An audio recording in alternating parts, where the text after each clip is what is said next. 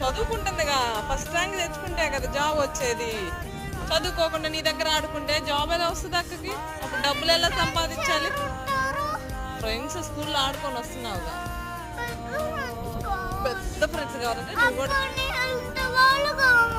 ఎందుకు వాళ్ళు? అయ్యో, అందుకే తమ్ముడిని తెచ్చుకుందాం అని చదువుతున్నా. ఏమైతే తమ్ముడిని తెచ్చుకుంటే?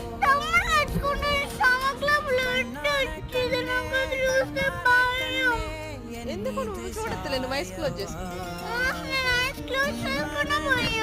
ఏమైతే?